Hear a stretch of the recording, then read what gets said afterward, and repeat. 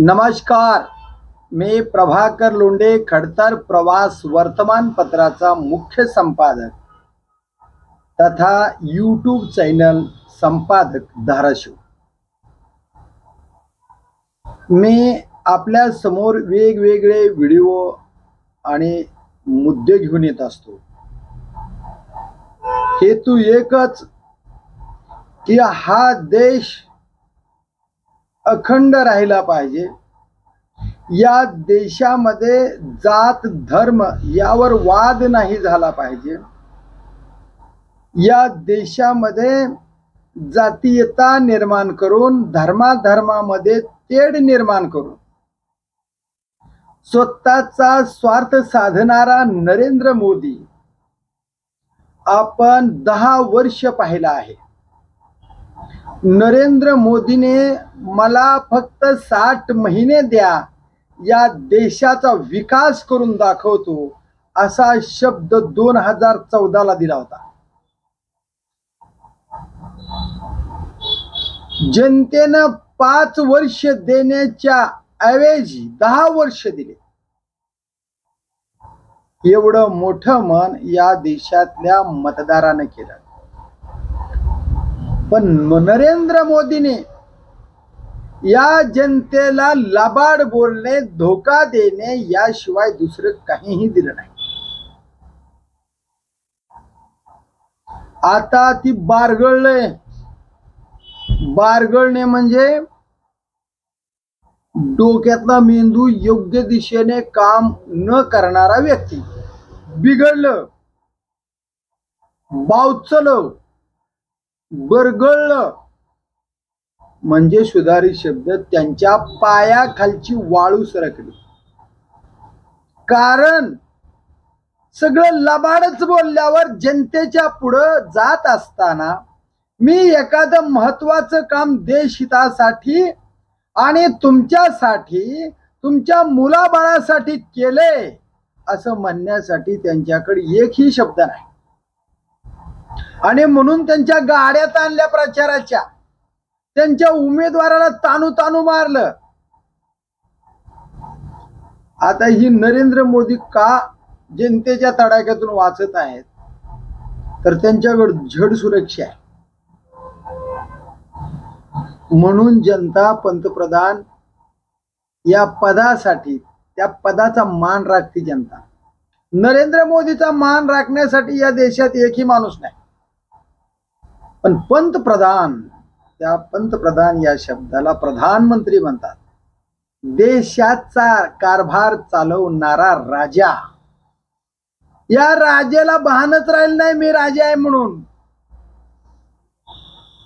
हा राजा लबाडच बोल सुटला। या राजाला लबाड बोलणे, स्वार्थ साधणे आणि निवडणुकामध्ये ज्या ज्या लोकांनी आपल्याला मदत केली त्या 22 उद्योगपतीचे 16 लाख करोड रुपये माफ करणे। शेतकऱ्याचं काही देणं घेणं नाही, जनतेचं काही देणं घेणं नाही।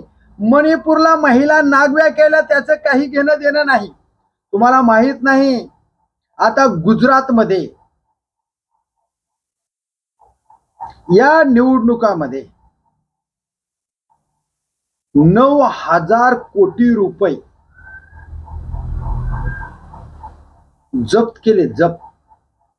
मग त्यांच्या जी यंत्रणा आहेत, पंचायती, ईडी आहे, सीबी आहे, शासनाच्या यंत्रणा आहेत, ज्या ज्या सरकारी यंत्रणा आहेत त्या यंत्रणेने हे जप्त केली।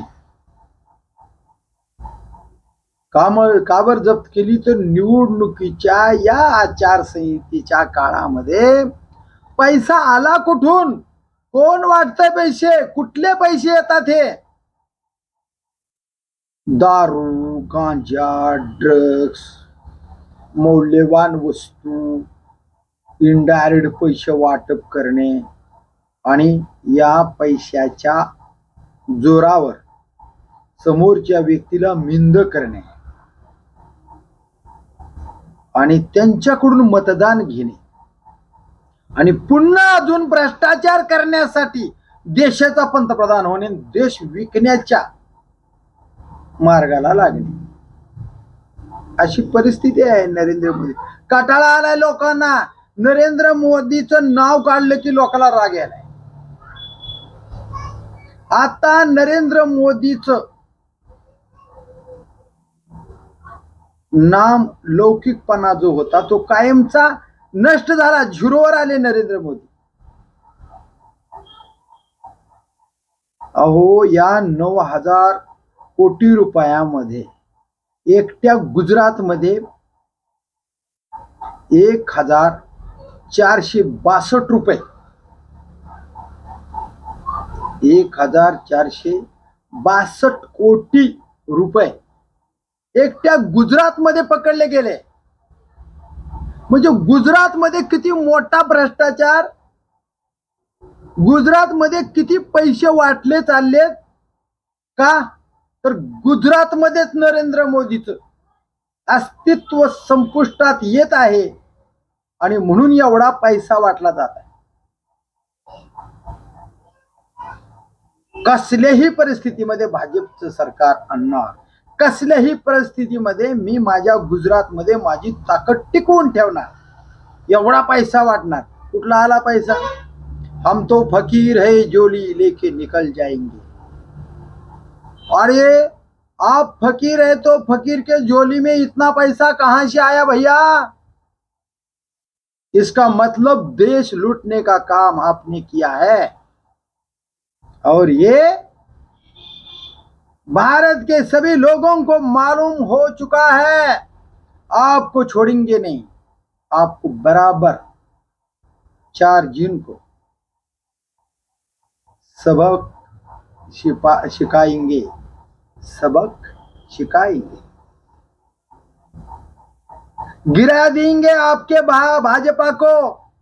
पूरे हिंदुस्तान के मतदार आपके भाजपा को गिरा देंगे. सुपड़ा साफ हो जाएगा आपका. देख लीजिए आने वाले 4 जून 2024 को क्या होता है. इस बार आपके सीट ज्यादा नहीं आएंगे चुन के. 147, 180 तक, ज्यादा से ज्यादा 200 के नीचे, 200 का पल्ला आप पार नहीं करोगे. 400 पार का नारा तो बंद. यही आपकी औकात इस देश के मतदार के सामने हो चुकी है. सोच लो, नरेंद्र मोदी आपके बात में अब दम नहीं रहा है. आपने पैरों के नीचे की वालू घसर गई है, निकल गई है. आप घबरा गए हो आणि यासाठी कुणाच्या म्हशी 2 असतील तर एक दुसऱ्याला दिली जाईल. काँग्रेसच्या काळामध्ये हिंदुवाच्या गळ्यामधलं सोनं चोरलं जाईल, काढलं जाईल. हिंदुवांच्या महिलावर अन्याय केला जाईल कांग्रेसचे सरकार आल्यावर. अभी कांग्रेस के कार्यालय में टेम्पो से पैसा जा रहा है. आपने कहा तो अब जनता पूछ रही है कि आपने 10 साल में कितने टेम्पो लिया. पूछ रही है जनता, बता दो. नरेंद्र मोदी आता काहीही चालणार नाही. तुम्ही म्हणाला 15 कोटी, 15 लाख रुपये या देशाच्या प्रत्येक नागरिकांच्या खिशामध्ये आणीन. ही लबाड ठरलं आणि लगेच तुम्ही आता म्हणाला ईडीने जप्त केलेली रक्कम आता माझ्या मनात आहे कि मी जनतेला देणार. ये मेरे दिमाग में आ रहा है, मैं सोच रहा हूं. बिघडला तुम्ही. तुमचं भान गेले, तुम्ही वेळ लागल्यासारखं बोलायला. तुम्हाला माहीत झाले माझं सरकार जाणार आहे आणि काहीतरी बोलायचं, लोकाला आपल्याशी करण्यासाठी भावनिक बोलायचं. रडता सुद्धा तुम्ही. एखाद्या बाईला जर मोठं संकट आलं आणि तिचा विलाजच होणार, तर ती कांगावा करती, रडती घरात. काय करू माय, माझं काय चलना, आता मी घर सोडून जाणार किंवा मी मरणार, आता माझं काय खरं नाही, मी जगू शकत नाही. अगदी तसंच तुम्ही करायला, काही फरक नाही. हेच करायला तुम्ही, कारण तुम्ही घाबरलात. तुम्हाला आता मशीन मध्ये घोटाळा करायचा, हेही आता देशामध्ये राहिलं नाही. तुम्ही करण्याचा प्रयत्न करणार 100%, पण तरी सुद्धा तुम्ही घोटाळा करू शकत नाही. एवढं मतदान तुमच्या विरोधात पडणार आहे. 10-5% फरक जरी पडला, 10-5% मशीन मध्ये तुम्ही घोटाळा केला, तर मत पडणारे 100% मध्ये 30% 40% जास्त असणार आणि त्यातलं 10% तुम्ही भ्रष्टाचार करणार. तुम्हाला मतदार आवरणार नाहीत. एक उमेदवार तुमच्या विरोधातला इंडिया आघाडीचा, महाराष्ट्रामध्ये महाविकास आघाडीचा, किमान 4 लाख 5 लाख 3 लाख 7 लाख एवढ्या आघाड्या घेऊन उमेदवार निवडून येतील. महाराष्ट्रामध्ये 30 ते 35 जागा महाविकास आघाडीच्या लागतील आणि सगळ्या इंडिया आघाडीच्या या देशामध्ये 300च्या जवळपास जागा तुमच्या विरोधात इंडिया आघाडीच्या लागतील, असा विविध चॅनेलचा सर्वे आहे. कारण इंडिया आघाडीमध्ये ताकदवान प्रामाणिक नेते एकत्र झालेत आणि जे चोर होते, जे भ्रष्टाचारी होते, ते सगळे तुमच्याकडे आले. निखळ इंडिया आघाडी, प्रामाणिक इंडिया आघाडी एका बाजूला राहिली आणि म्हणून देशातला प्रामाणिक माणूस इंडिया आघाडीच्या पाठीशी उभा राहिलेला आहे. तुमच्या पाठीशी उभा राहायला तयार नाही. कारण तुम्ही काल एक बोलला अजित पवारांच्या बाबतीमध्ये 70,000 करोड़ रुपए का घोटाला, सिंचन घोटाला एनसीपी के लीडर ने किया है आणि 4 दिवसामध्ये अजित पवारला सोबत घेतलं. अब घड्याल के लोगों को चुन के दे दो. आप बात कर रहे हो, जो आदमी आपके धमकी से आपके साथ आ गया और आपने ही उसको भ्रष्टाचारी कहा है और आप ही उसका प्रचार करते हो, गलत है ये. और ये लोगों ने अच्छी तरह से पहचान लिया. मोदी झूठ बोलता है.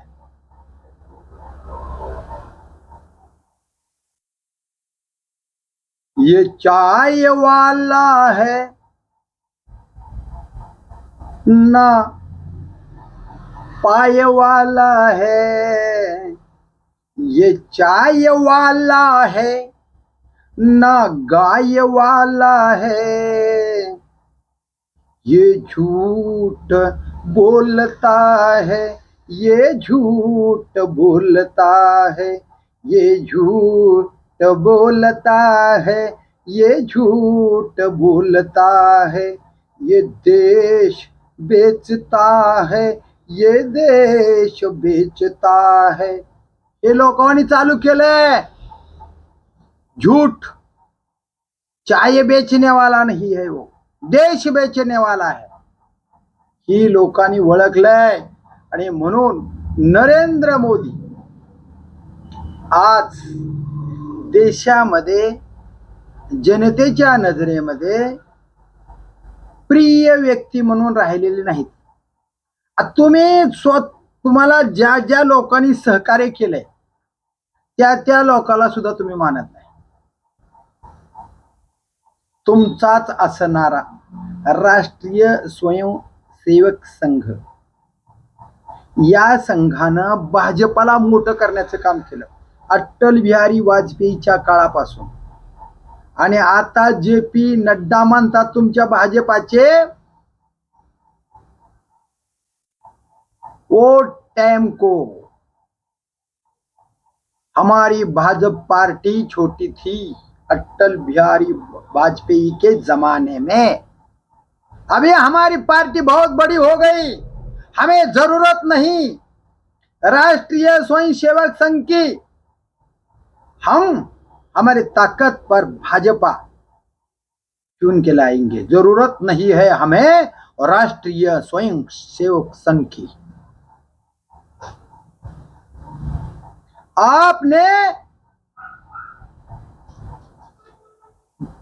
हिंदू हृदय सम्राट बाला साहब ठाकरे की शिवसेना भी नकली शिवसेना आपने ही कहा है. कल आप बात करोगे कि राष्ट्रीय स्वयंसेवक संघ भी नकली है, गलत है, ये झूठा संघ है, ऐसा कहोगे आप. ऐसा ही उद्धव बाला साहब ठाकरे ने कहा है.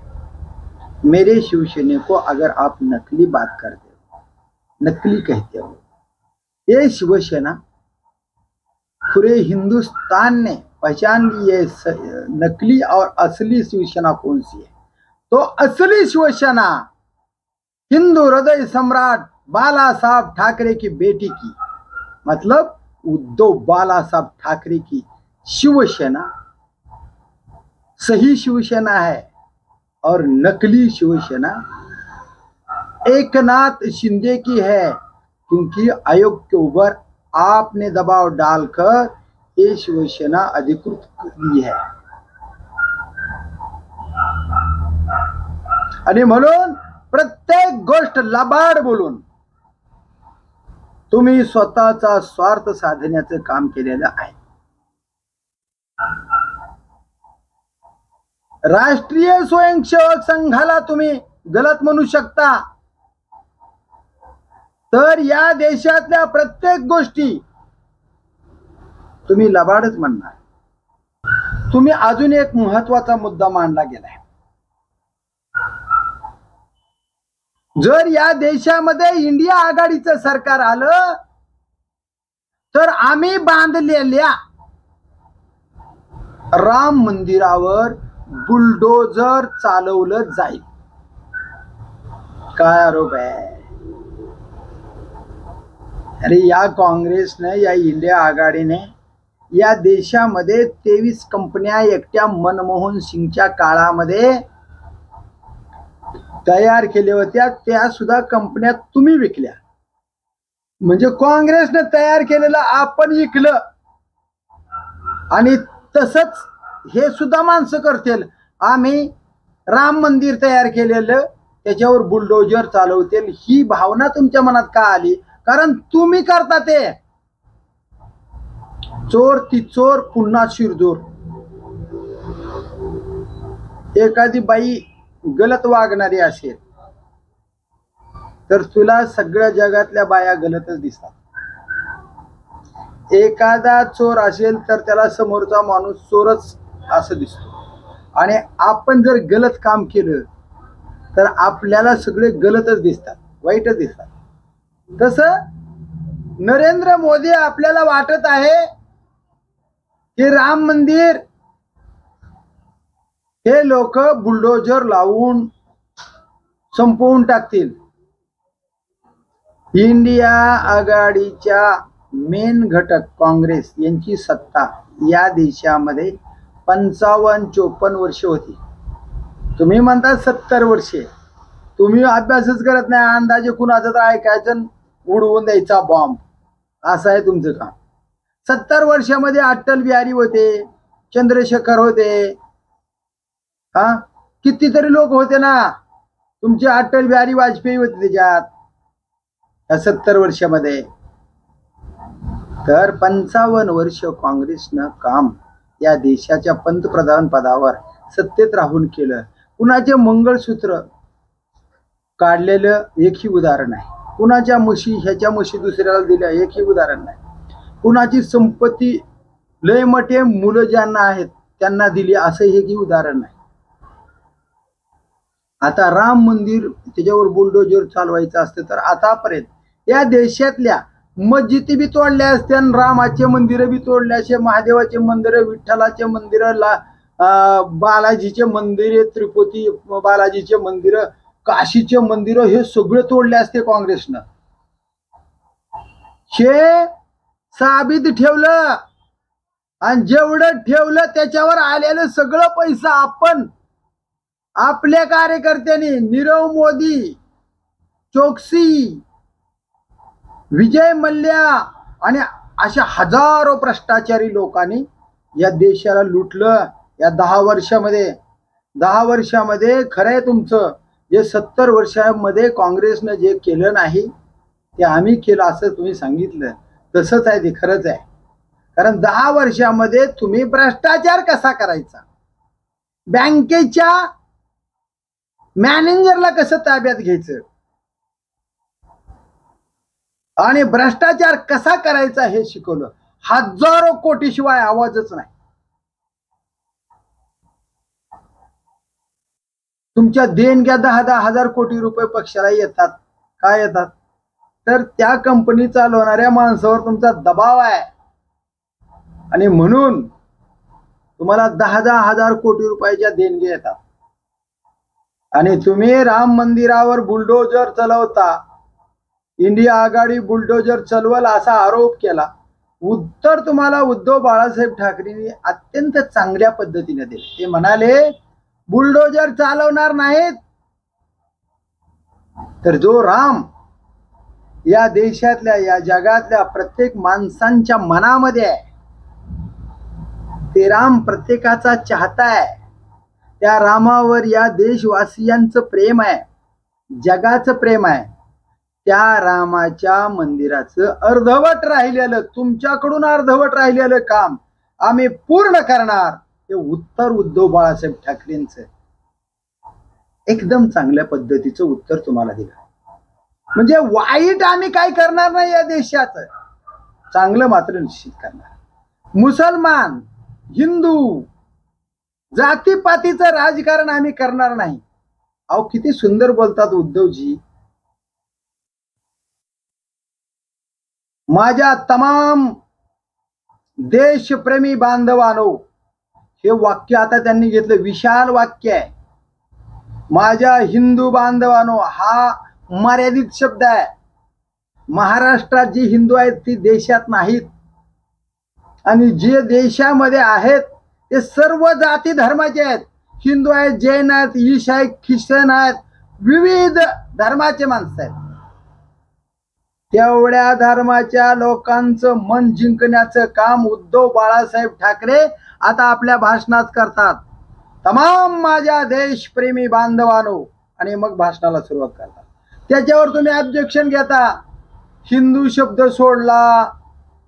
अरे त्या शब्द हिंदू हा तमाम देशप्रेमी बांधवांनो, या तमाम देशप्रेमी बांधवाकडे हिंदू शब्द आहे.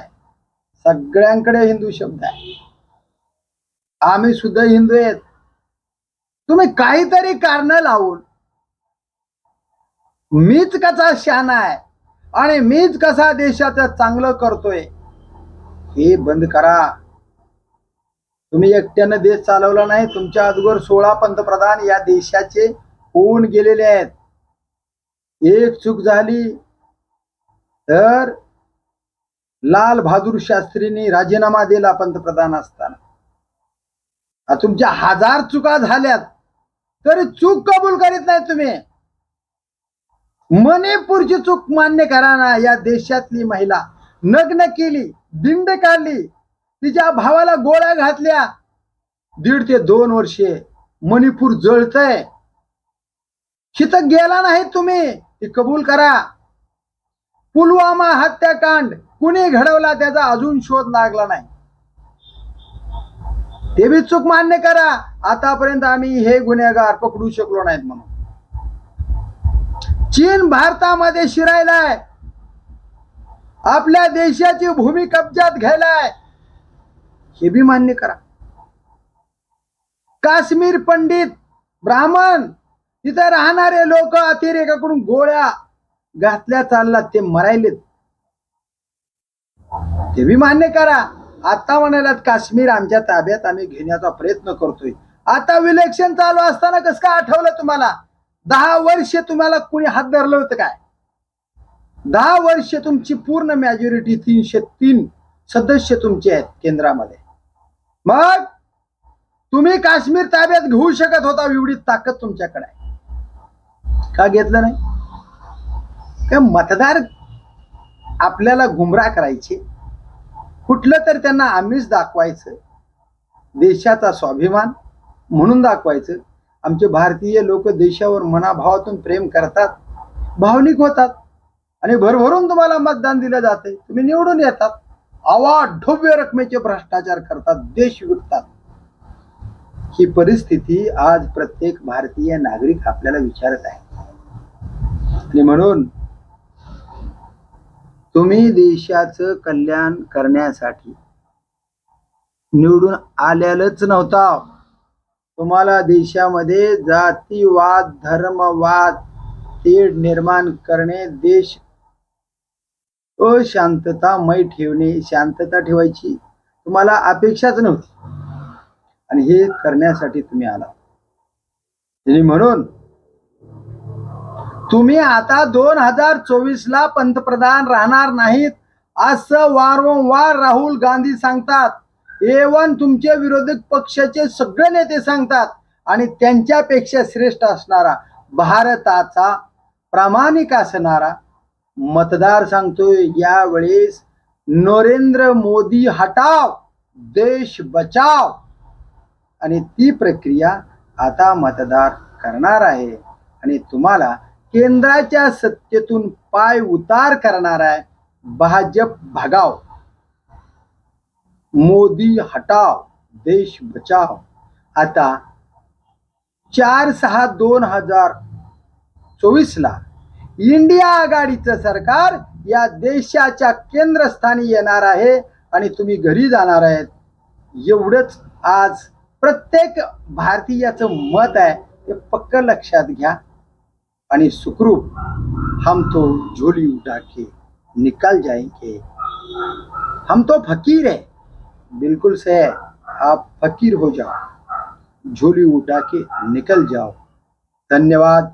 मी प्रभाकर लोंढे, खडतर प्रवास यूट्यूब चॅनल तथा खडतर प्रवासच्या वर्तमानपत्राचे मुख्य संपादक. या चॅनलला सबस्क्राईब करा, शेअर करा, लाईक करा आणि सर्वात महत्त्वाचं बेल आयकॉनचे बटन प्रेस करा. धन्यवाद. जय हिंद, जय महाराष्ट्र.